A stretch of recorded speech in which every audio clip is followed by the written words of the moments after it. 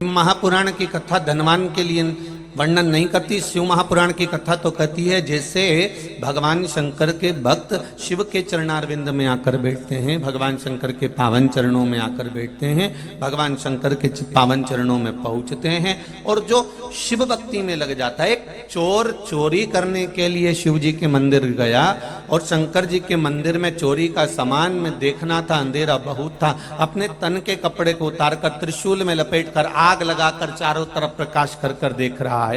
उसी से भगवान प्रसन्न हो जाते हैं, उसी से भगवान आनंदित हो जाते हैं और वर दे देते हैं कि तूने शिवरात्रि के दिन मेरे मंदिर में दिया जलाया है, मैं तुझे वर प्रदान करता हूं कि तू कुबेर के सिंहासन पर जाकर बैठ जाएगा। एक चोर को कुबेर बना देते। ये पुण्यता है हमारी, ये पुण्यवान का आनंद है। उस पुण्य के बल पर बहुत कुछ कमा सकते हो।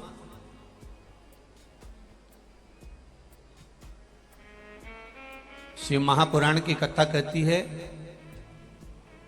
श्रीमद् वल्लभाचार्य जी का। श्रीमद् वल्लभाचार्य जी ने जगन्नाथपुरी में एकादशी को उल्टा लटकाया। आप लोग गए होंगे तो देखा होगा कि जगदीश में जगन्नाथपुरी में एकादशी उल्टी लटकी। कारण क्या था? खूब विरोध करा गया श्रीमद् वल्लभाचार्य जी का कि तुमने एकादशी को उल्टी लटका दिया जगन्नाथपुरी में। क्यों लटकाया? उसका कारण क्या था? श्रीमद् वल्लभाचार्य जी ने कहा, आप कहते हो कि कोई मरे तब एकादशी का दान दीजिए, आप कहते हो कि कोई मरे तब अन्न का दान दीजिए, आप कहते हो कि कोई मरे उसके बाद में आप ये दान दीजिए। श्रीमद् वल्लभाचार्य जी ने एकादशी को उल्टा लटका कर कहा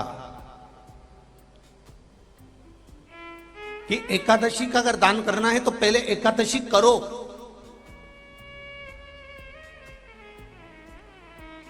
और एकादशी करने के बाद उस एकादशी का फिर दान करो। का नाम पुष्टि मार्गी कथा के मामले में सबसे आगे लेकर गए ऐसे मदन लाल जी जोशी इसी मंदसौर के थे।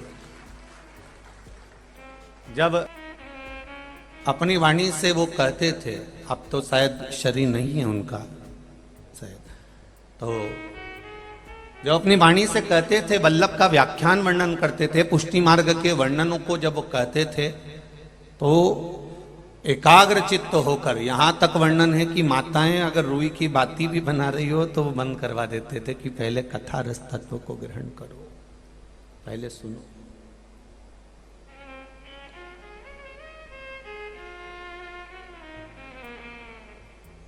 पुष्टि मार्गी व्याख्यानों का जो वर्णन करते थे, पुष्टि मार्गी, ये बक्से बंदे शायद देखिए, पुष्टि मार्गी व्याख्यानों का जब वर्णन करते थे और उन व्याख्यानों का वर्णन कर कर जब वो कहते थे कि एकादशी जीते जी दीजिए, जीते जी,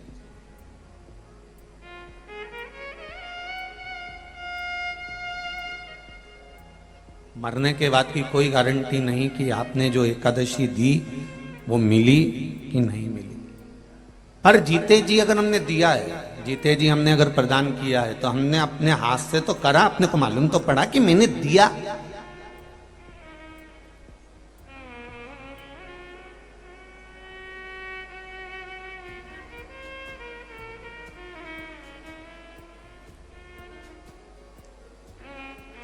ब्राह्मण देवता ने कहा कि ये मर गए, 12वां हो रहा है, 13वां हो रहा है, एकादशी कितनी किसको देना है? बड़े बेटे ने 5 दे दी, छोटे ने 3 दे दी, बहू ने 4 दे दी, उसने 3 दे दी, एकादशी का दान दे दिया। अब उस जीवात्मा को मिली कि नहीं मिली ये कौन कह सकता है? तो आपने अगर एकादशी का व्रत करा है और आपने अगर एकादशी करी है तो तुरंत हाथ में जल लेकर आपने कह दिया मेरी करी हुई एकादशी में से मैंने 5 एकादशी इस व्यक्ति के लिए जो पलंग पर पड़ा हुआ है, सड़ रहा है, गल रहा है, तकलीफ में भोग रहा है, ऐसे जीव के लिए मैं ये एकादशी दे रहा हूं, मैं ये एकादशी प्रदान कर रहा हूं। अपने हाथों से दे, उसके मरने से पहले उसको जीव को प्रदान कर। अब हमने कहा कि वो मर गए, उसके बाद में हमने गुलाब जामुन खिलाई, अब आलू बड़ा या भजिया खिलाया, तो उसका क्या लाभ है? जब वो जिंदा है तब उसकी सेवा कर लीजिए, जब तक वो है तब तक उसको कुछ देते रहिए और उसके जीवन का सुख उसे प्रदान करते रहिए। जिसकी नजर और नियत दोनों,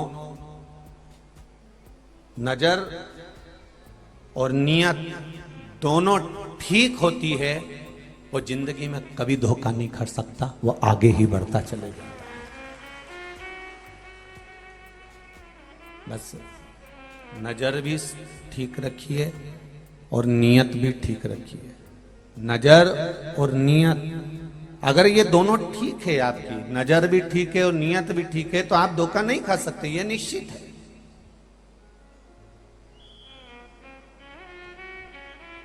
बिंदु प्रेत योनि में क्यों पड़ा? क्योंकि उसकी नजर गलत जगह चली गई थी। देवराज प्रेत योनि में क्यों पड़ा? देवराज अगर मर रहा है, ब्राह्मण होकर कर्म विच्छिन्न हो गया है, तो वो क्यों हुआ? उसका कारण क्या था? क्योंकि वो गलत दृष्टि में पड़ गया।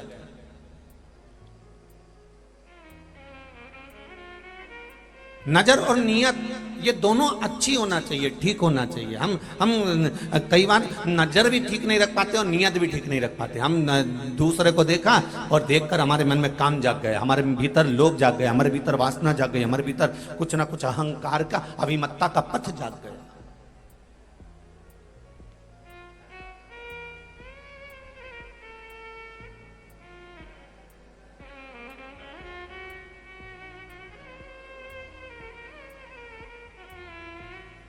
अपने भीतर का नजर और नियत ये दोनों ठीक रखने का प्रयास करिए, और जब आप प्रयास करेंगे तो ये निश्चित है कि आप मंजिल तक पहुंच जाएंगे। आपको गलत जगह, मंदोदरी की कथा कर रही है, मंदोदरी शिव महापुराण की कथा मंदसौर की धरा से चल रही है, वो कथा का वृतांत आप श्रवण करिए कि जो एक अप्सरा थी और अप्सरा बनकर शिवजी के पास में गई और भगवान शंकर के नजदीक में जाकर उसने देखा कि शिव तत्व इतने सुंदर हैं, शंकर कितने सुंदर हैं, कर्पूर गौरम कर्णावतारम। पहले तो शिवजी को सुंदर देखने वाला चाहिए।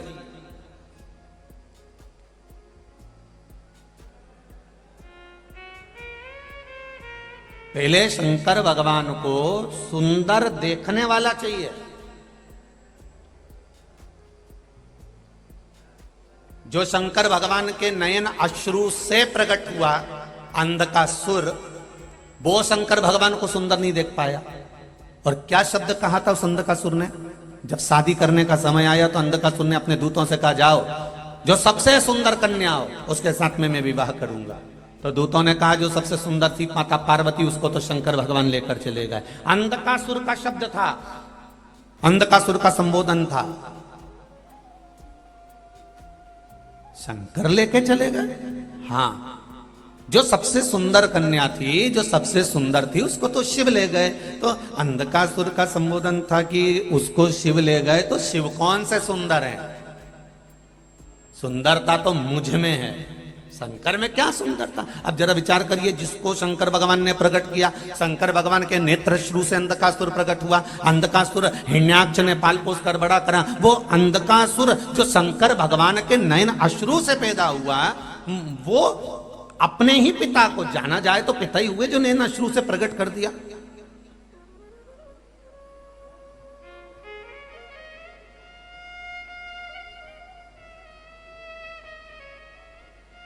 कि संसार की जितनी नारी होती है, स्त्रियां होती हैं, माताएं होती हैं, वो कभी अपने पति की तारीफ खुलकर नहीं करती। जब भी कहेंगी तो एक बात जरूर कहेंगी, उसको देख लो, एक उसका पति है, तुम्हारे दोस्त को देख लो कितना विद्वान है, और तुम एक देखो, जब घर में बैठे रहते हो ये करना वो करना, बस सोचते रहते हो, और वो देखो कितना आगे बढ़ते जा रहा है। दूसरे की तारीफ करते देखा, पर अपने पति की, हाँ जितनी आपके अंतर्गत